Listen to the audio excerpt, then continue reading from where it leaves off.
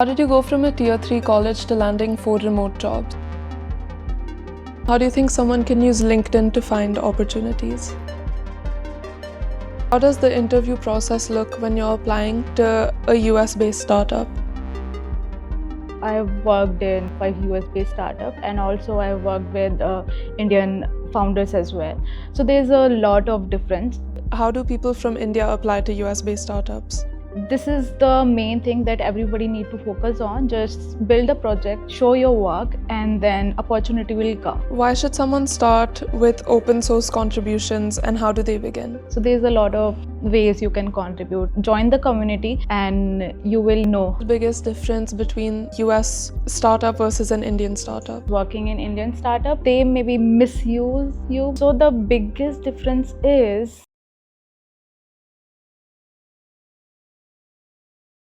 Welcome back to another episode of She Means Business podcast. Today's guest is someone who's worn many hats in just a few years and has the stories to prove it. Meet Monika, a computer science engineering graduate with over 4 years of experience in some of the most exciting and complex fields in tech: auto ML, computer vision, NLP. She's worked across fast-paced US-based startups, navigated multiple transitions, and built a career across domains most engineers are still figuring out. Whether you're a student, a techie, or someone curious about the fast-moving world of AI and startups, this one's for you. Let's dive in. How did you go from a Tier-3 college to landing 4 remote jobs? So it was a kind of journey for me, because when you are in Tier 3 college, it's like you have to find your job by your own, right? So that time I was, uh, I think, to 2018. So that time I have just did some course, and that course name is End-to-End course. So, and before that, I really wanted to go into the machine learning and the data engineering thing. And before that, I have tried all of the other things as well, because so when you are in college, it's very tough that you have no idea, okay, what to choose, what not to choose, right? But yeah, I have just explored security and all of the things like web development as well. And then I'm like, okay, let's try something else. Then that time machine learning was on boom. So I'm like, okay, let's try this as well. Let's see how it goes. So yeah, I have done this end-to-end course, and we have like it was like just 1.5 month, and then I got this internship from the Kritrib. So yeah, that's how I got into this data field, and then I have got other opportunities as well. So yeah, that is the journey. So, how do you think someone can use LinkedIn to find opportunities? Yeah, so from my time, I really use LinkedIn. But when uh, we talk about how we can find the job or the opportunity on the LinkedIn, first we need to, show our work on LinkedIn platform or any of the platform. Like if you are using Twitter or LinkedIn or maybe Instagram as well, right? Because everyone is there. So yeah, I've been putting my all the work, what I'm doing, what kind of project I'm working on. So yeah, that's what I'm doing. And this is the main thing that everybody need to focus on. Just build a project, show your work, and then opportunity will come. And also one other thing that really helps me, that is Slack job boards. So basically, if you have been using the Slack, so it's a messaging platform. So every company has this community, right? So they use the Slack channel, so everyone can join these channels and all. So there people just post jobs and all, and these are some of the way that I personally are used to get the opportunities. And in a sea full of applicants, how do you think someone stands out? Yeah, so it's about work. There is see, I'll give you one example. So one thing, you are just, because right now everything has changed, because in my time, if you are doing cold emailing, then it's a you have the chances that you can get the job, right?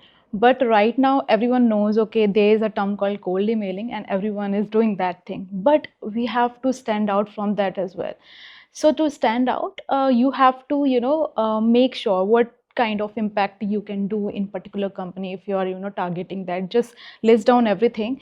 Okay, this is I'm going to do right in your company, and this is what impact I will create.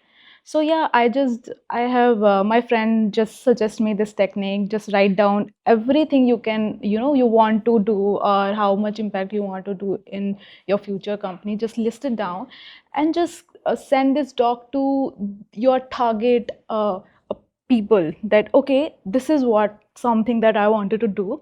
And yeah, and that's how you just stand out from the crowd, and that's a best practice, I think so. So, how does the interview process look when you're applying to a US-based startup? Yeah, so it's a bit different. So I've worked in five US based startup, and also I've worked with Indian founders as well. So there's a lot of difference. So if we talk about just the startup and the MNCs, and so in startup, what I've experienced, they care about what kind of projects you have done, right? They more focused on that, how you can impact. So there's a one, very unique difference in startup world, is that if the interviewer more interested what you have done in past. It's not about what I want in my company. So if that both things resonate, then they are like, okay, you can. So I'll give you one example, like not example, my experience in ran Miranda Partners. So it's a US full-time job. So that time I have this 5 hour long interview, and they have just asked me, okay, not just ask us, it was more about how you approach the things and what kind of principles you have applied while solving any uh, problem. So this is the way they have interviewed any candidate. So for me, this one is very, I'm used to that process, because okay, here I feel okay, they are interested in me, not just okay some specific technology. Because in lot of MNCs, what happened, they are very rigid about, okay, we want this tag. And yeah, so this is why I'm more towards these starter worlds and all. So, what do you think is the biggest difference between like a US startup versus an Indian startup? That's very interesting. So I have worked on US startup as well, more US startup, and one this Indian startup. So the biggest difference is the struggle is you are going to hustle in both the worlds, right? In India as well and in the US as well. But in US, I think so. What I have experienced, under they more understand you, they listen you more. So that I have experienced. Like they care more about the Yeah, person. maybe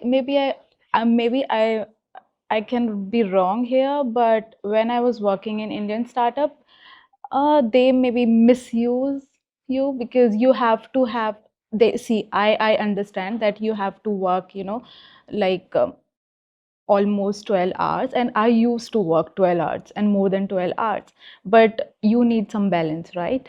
So this is the difference that I have felt. Yeah, and the culture is the very important thing that I have missed when I'm working in Indian startup. It's good, but yeah, at the end it depends on the company as well. But my experience is that. And how different are the salaries between like having the same role but an Indian versus US startup? Yeah, so it's a lot. It's a lot. So for me, what I can say, see, in US, how things work, they didn't ask you what salary you have in past, right? They have some specific budget. Okay, this is the role, and we are going to pay this much. That's it. You already know how much you are going to be paid, right? But in Indian startups or the MNCs, yeah, we all know, like they ask what's your previous salaries and all. But yeah, there is a lot of difference. And also, it also depends on where you are living as well, right? We are living in India, so it depends on that as well. But yeah, if you get good US startup, most of them don't care about where you live. What's the real difference between data science and data engineering, and how do you choose? See, when I've started my career, I have started as a data scientist, right? So basically, we talk about like a lot of people very confused about the data science, ML, and the AI as well, because right now Gen AI is on boom, right? And our time, data science was on boom and machine learning as well. So when I was in college, it's like, okay, I know there's something happening called ML, data science, right? So we were, building projects related to that, the data science and all. But when you go into the real world, when you are really solving the problems, then you have realized, okay, this is not, that we used to do in the college. Like in college, what you do, you have some kind of data, and you can just experiment that, but it's not like that in the company. So yeah, and there I get to know, okay, data engineering is something. So basically, just coming to your question, so to be very simply, if we simplify that, so basically data engineering is a thing. You have the data, like we have the data from different sources, like you have data on Instagram, you have data on Facebook, Gmail, right? There's a lot of data we have to, fetch, and we can ask business questions from that. So data engineering part is that you should have to know how you can fetch the data, right?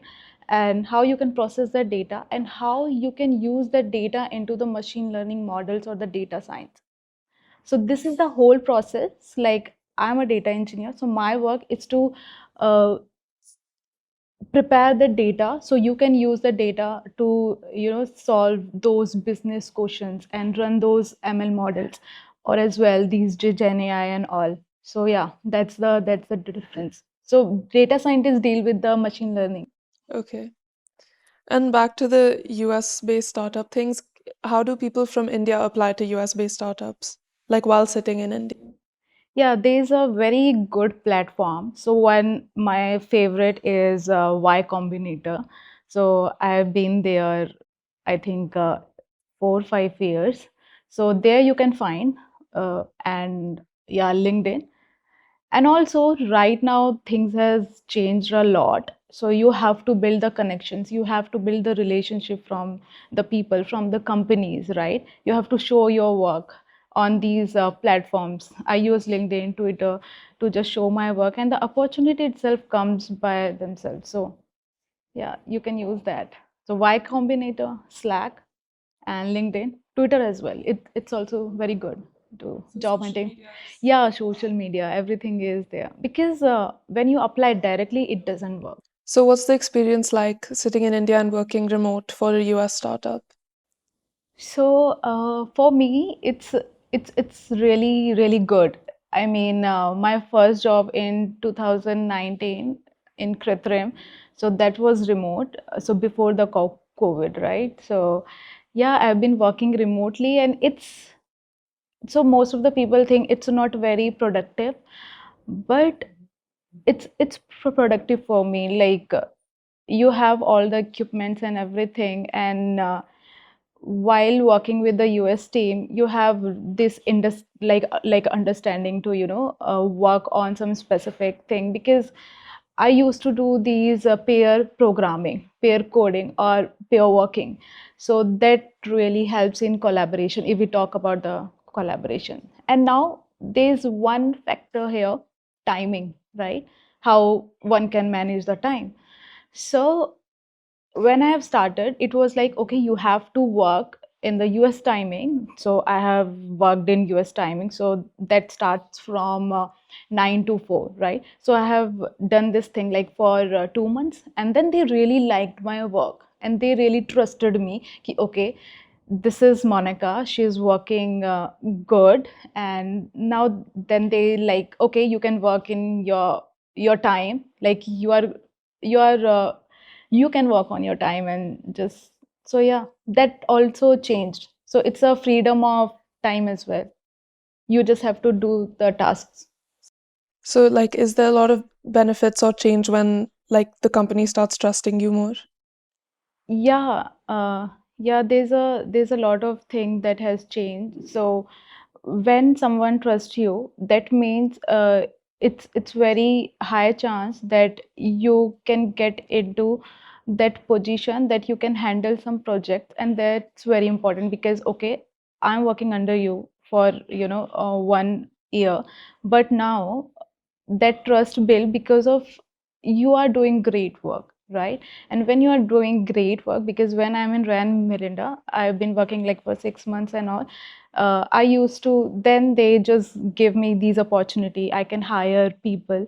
So you can't imagine. There's a that company from the Boston. So I've interviewed so many great people. Like I have, so you have this dream in your childhood that you want to go to some big schools and all. So that time I was interviewing them. So for me, these are some of the things that means a lot to me. So these are the opportunities you get as well, because you don't feel that you are not able to achieve something, because there's a time that you will get there. So, what are some kinds of those big projects that hiring managers will be impressed by in the beginning?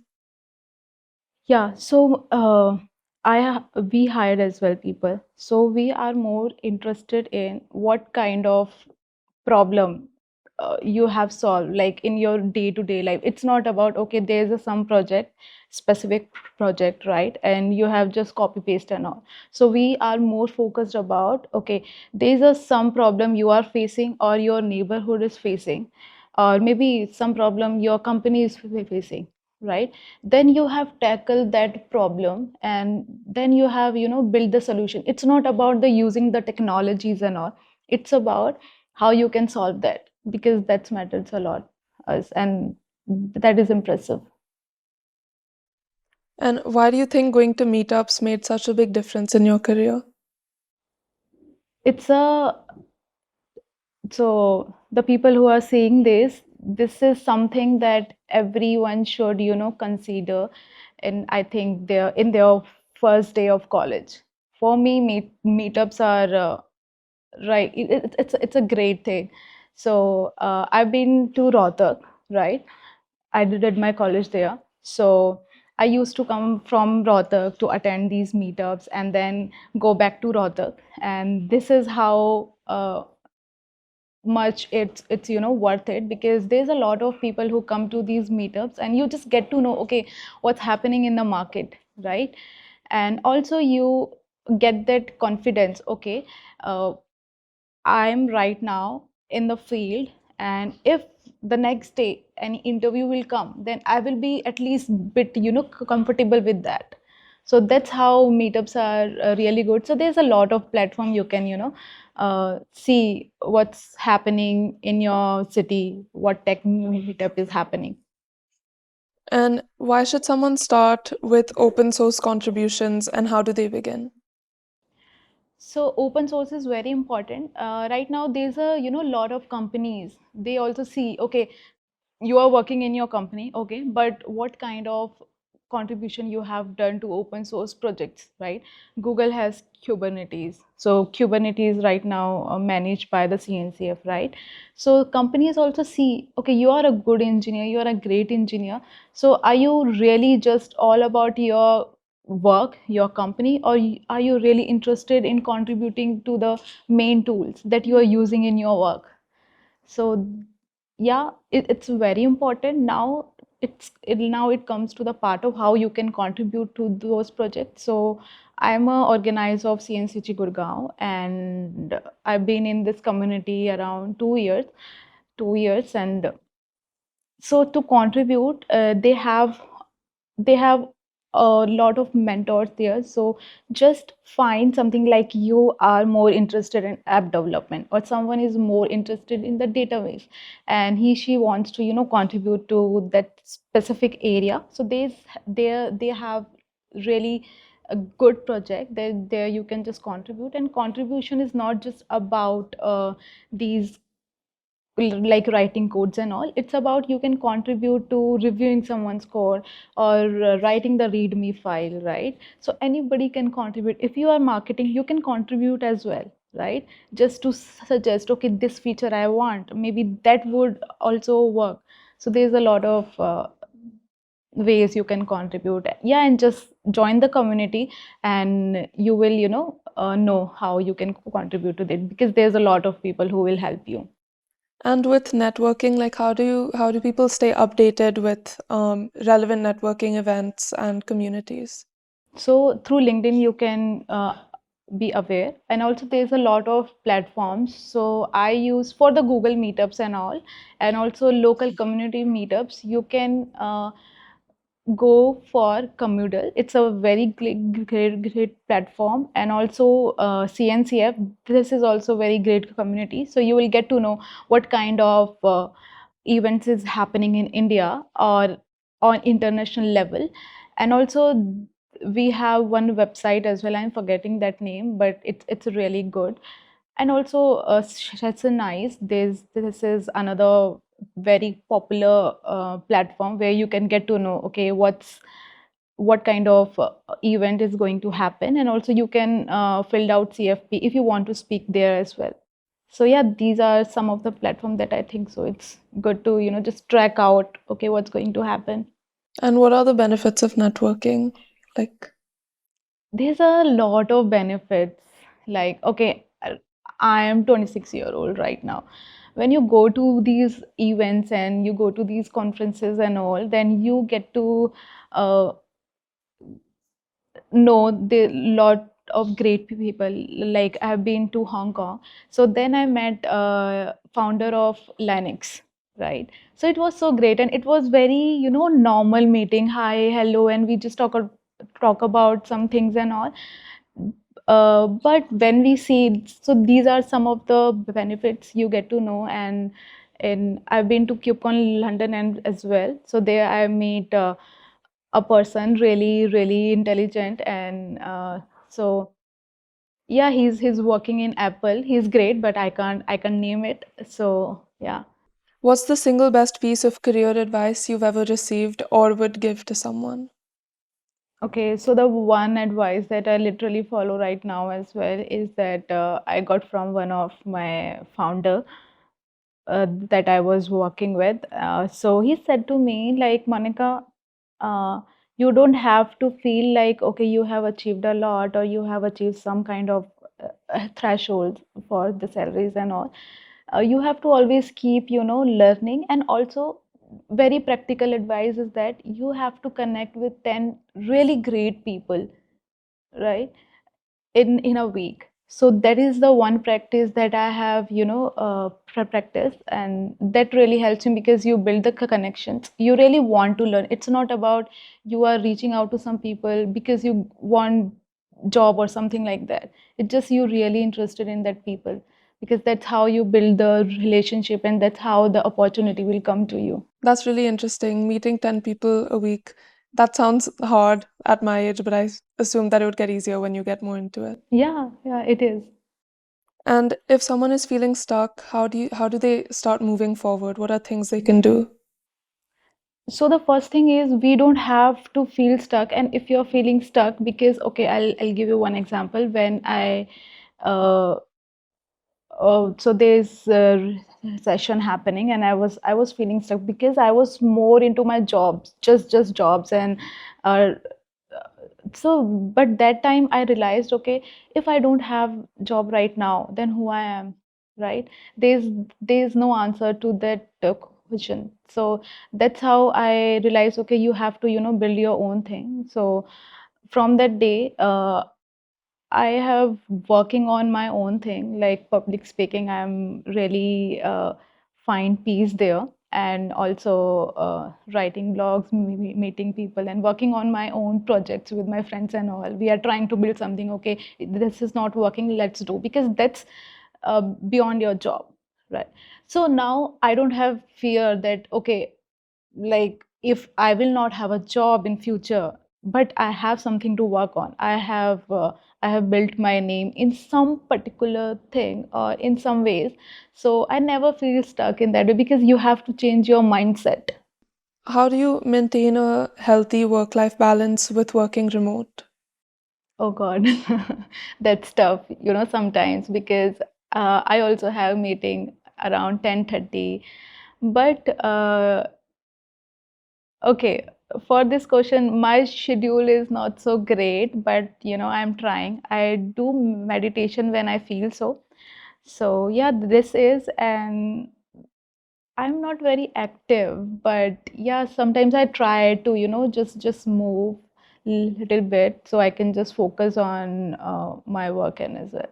But yeah, meditation really helped me. I've been doing, it's been 2.5 years. And why is communication such a key skill, like especially in these remote jobs?